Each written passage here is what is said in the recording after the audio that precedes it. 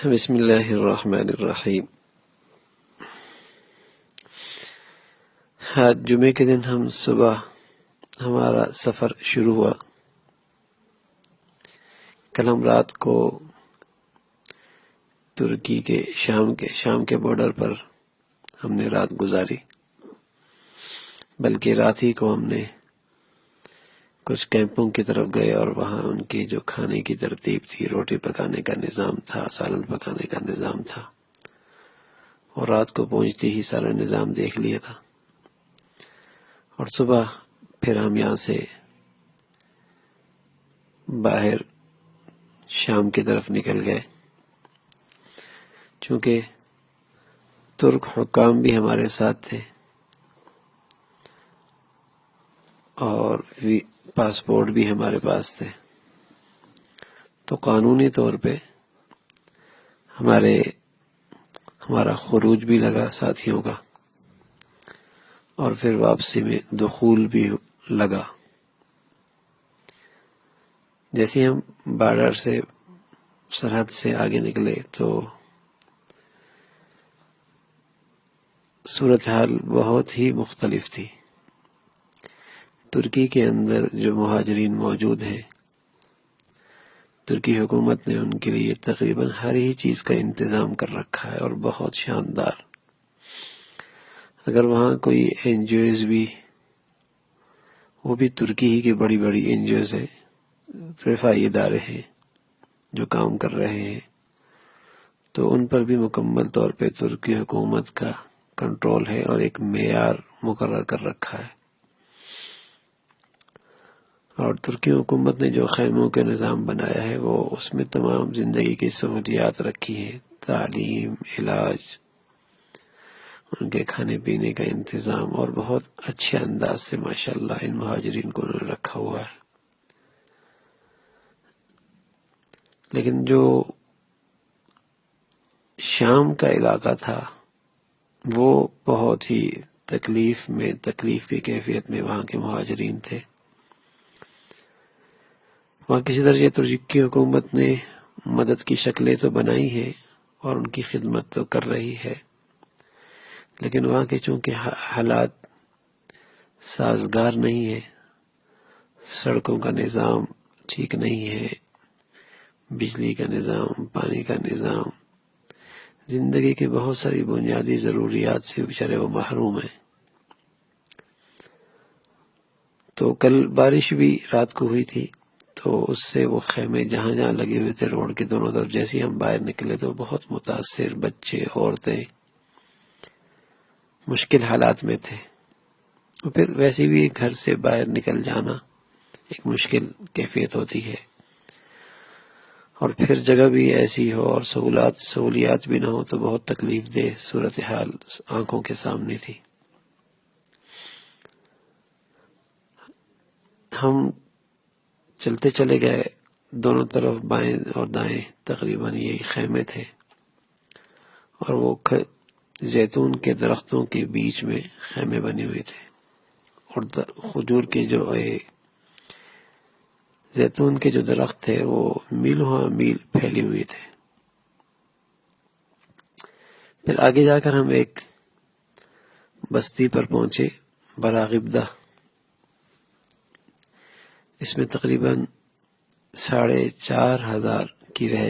افراد کی رہائشیں موجود تھیں، اور چند ہی گھر ایسے تھے جو صحیح سلامت تھے، باقی سبھی گھر متاثر تھے۔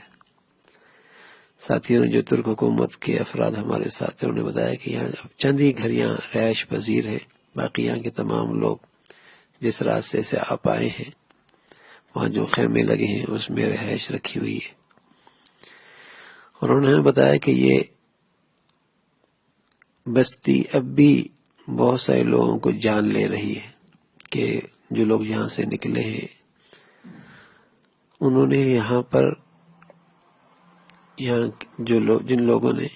بستی کو اجاڑا ہے، تو وہاں مینز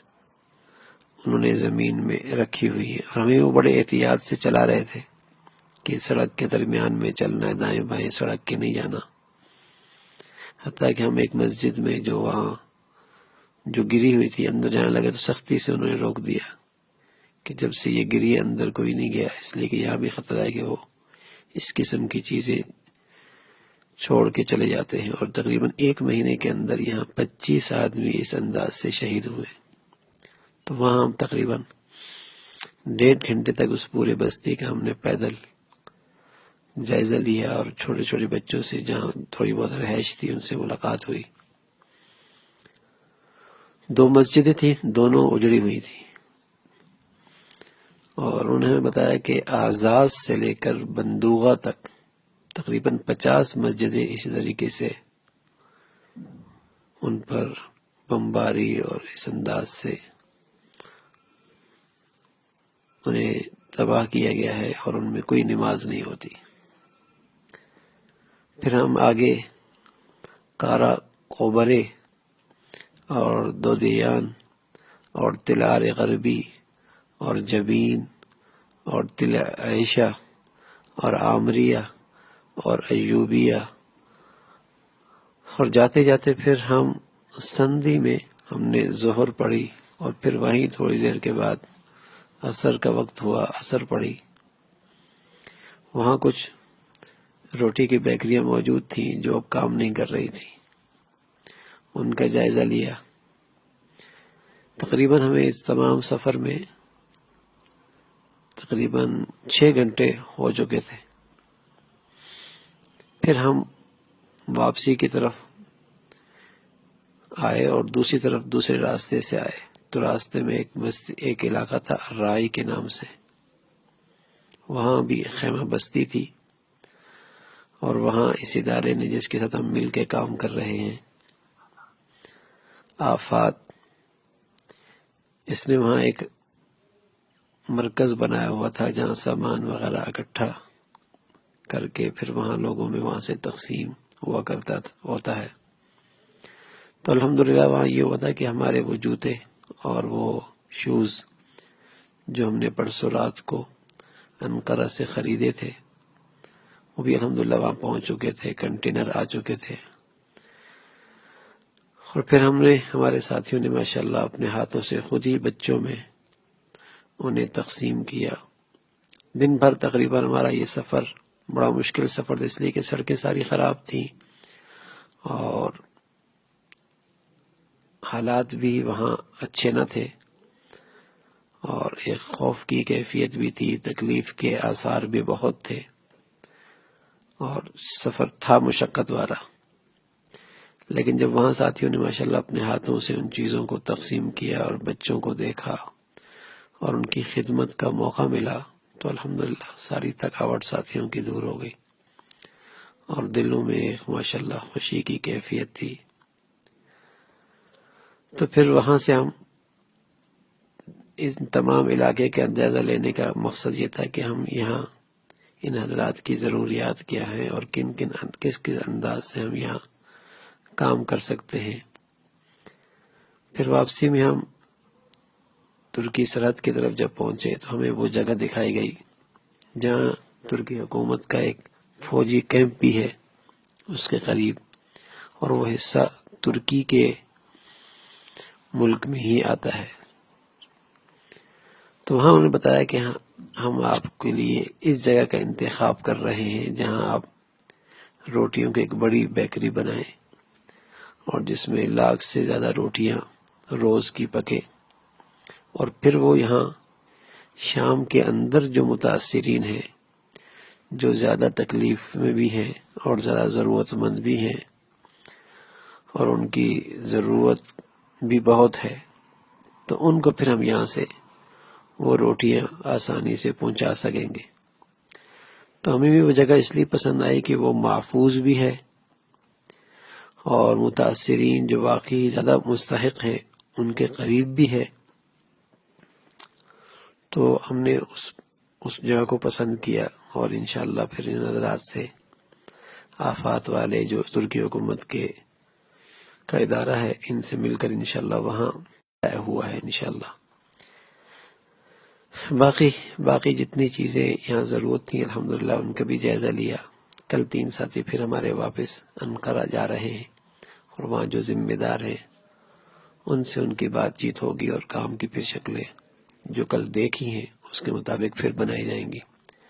باقی ساتھی یہیں رہیں گے سرحد پر ہی، اور وہ کل وہ جو ترکی حکومت نے خود خیمے بنائے ہوئی ہیں سرحد پر، ان کا جائزہ لے کر،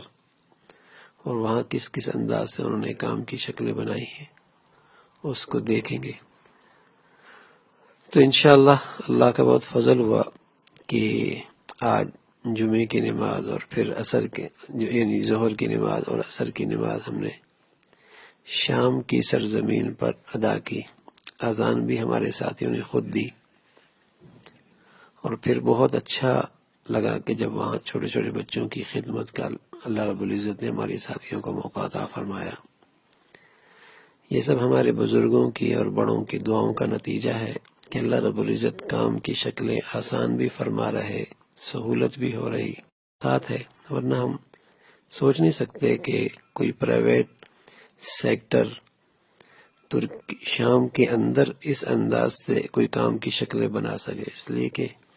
انہوں نے راستہ بند کیا ہوا ہے، کوئی اندر داخل نہیں ہو سکتا، اور ویزے کا لگنا بھی آسان نہیں ہے، بڑی مشکل سے لگتا ہے۔ لیکن چونکہ ہم ترک حکومت کے مہمان تھے تو انہوں نے ہمیں ویزا لگایا، اور پھر ہمارے لیے اتنی مشکلات نہیں ہوئی، تو وہاں کام کی شکلیں بھی آسانی سے بنتی چلی گئیں۔ اور یہ سب میں عرض کر رہا ہوں کہ بڑوں کی دعائیں ہیں، حضرت مفتی متقی صاحب دامت برکاتہ کی دعائیں، اور حضرت مفتی رفیع صاحب دامت برکاتہ کا جمعے میں حضرت کا اچھے انداز سے تذکرہ کرنا اور دعائیں دینا، ڈاکٹر صاحب اور بنور ٹاؤن کے اندر ماشاءاللہ جس اہتمام کے ساتھ اس کا تذکرہ ہوا اور دعائیں کی گئی، اور عمار حضرت شیخ الحدیث صاحب دامت برکاتہ کا پوتا ہے، انہوں نے بتایا کہ حضرت شیخ الحدیث صاحب کی طبیعت جمعے کے بعد کچھ بحال ہوئی تو تذکرہ کیا تو فوراً ہاتھ اٹھا کر دعائیں فرمائیں اور بہت دعائیں دی۔ تو ان بزرگوں کی دعائیں ہیں اور بڑوں کی خاص توجہات ہیں، جس کے بدولت الحمدللہ کام کی شکلیں بھی ہو رہی ہیں، ہمارے ساتھیوں کی ماشاءاللہ ہمت بھی بڑھ رہی ہے، اور عام مسلمانوں کا رجوع بھی اور اعتماد بھی ہو رہا ہے۔ اللہ رب العزت ہمیں مسلمانوں کے اس اعتماد پر اور یہاں کے مسلمانوں کی صحیح خدمت کرنے کی توفیق نصیب فرمائے، اور ہماری رہنمائی بھی فرمائے۔ اللہ رب العزت ہماری مدد اور نصرت بھی فرمائے۔ آپ تمام حضرات سے دعاؤں کی درخواست بھی ہے۔ جزاکم اللہ خیر، احسن الجزاء۔